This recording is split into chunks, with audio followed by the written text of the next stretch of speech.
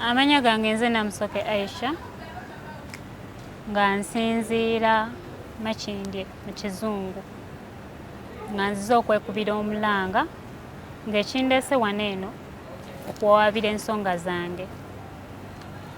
Tata abaana bange bamuyita Murana Patrick aka Alien Skin. Ndi mukyala muzadde naye empisa empisibwamu si ya mulembe.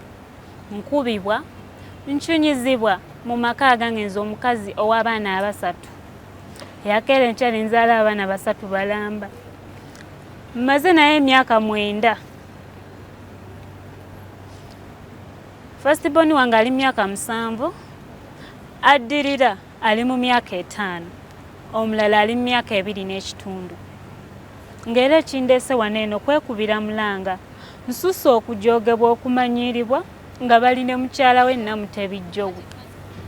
Ekimala kimala ekindeese saalivuddeyo naye ekindeese okuvaayo nkubibwa mbonyaabonyezebwa mu maka wali eri naye ku budde buno eno baabandesezaawo abaana bange omusajja nankubaakuba bubi nnyo n'okungoba nangoba ssaawa 6 gwa kiro.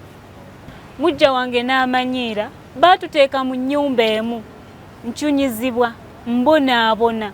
Omusajja tafaayo yeekubira ludda lumu alaga nti oli owookubiri ye buli kimu. Ankubidde mu maaso ga nazaala wange, mu maaso g'abaana bange, mu maaso ga buli omu yenna ku bavubuka abali awo ku Fangoni. Mpulira nange embeera nnyigiriza ngikooye nensalawo nsitukiremu neekubira omulanga.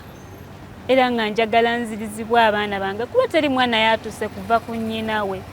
Nzirizibwa abaana bange wekiba kisobose ng'eriyo yabasobola okumpa obuyambi nsaba banziruukirire.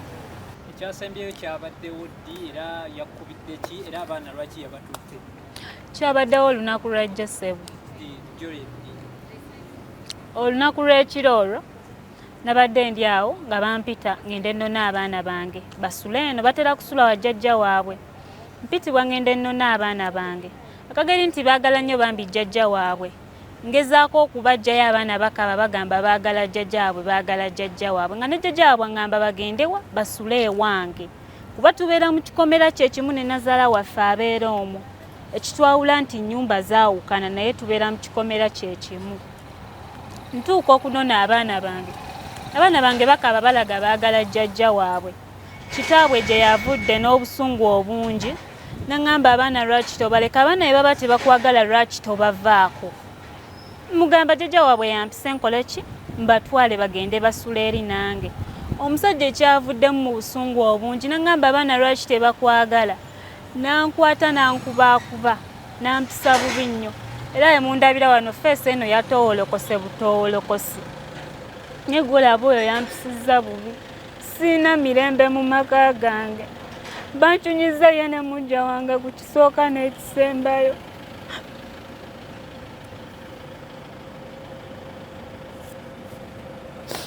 Mpulira obulumi buzuze bannaaye abansaba kunziruukirira nfune eddembe ly'abaana bange. Babandesezaawo ne bangoba budde bwa kiro. Nenkwate kubona entambula naye nga neewa okudda sitegeerawo. Ne mu famire yange nti okuddayo kuba bajjangaawo nga babavuma buvumi babagobaganya.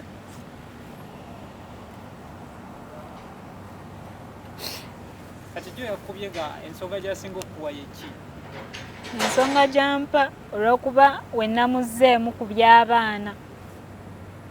Oba tatuwaanyisiganya ebigambo. Nga ngezaako omugamba nange ebinnuma.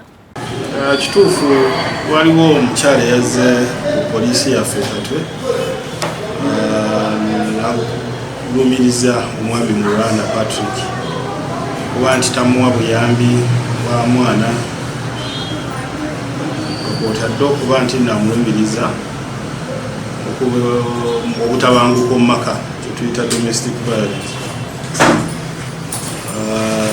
Ensonga eyo tuli beetegefu oginoonyerezaako naye waliwo n'ebimu bye yatusabye tunoonyerezeeko ne tumutegeeza asobola otuukirira family court yaabwe Makindye n'aloopa direct nga poliisi si yebinoonyerezaako kuba ebintu ebimu si byangu byakukaka musajja kukolera okujjako kooti yokka yeyinza okuba nti nemukaka abikukolere si poliisi. So waliwo bye twamusabye agende direct mu family court yekubira engulu wabaerawo ebyobugagga nga agamba babikola wamu nga naye ayagalako kooti yeyina obuvunaanyizibwa obwo si poliisi. Naye ensonga ey'okuba nti waliwo obutabanguko mu maka twabawadde ebbaluwa bajuwa omuntu yenna oba chairman oba n'abakyala asobola okuba nti nagituusayo eri Patrick Mulanda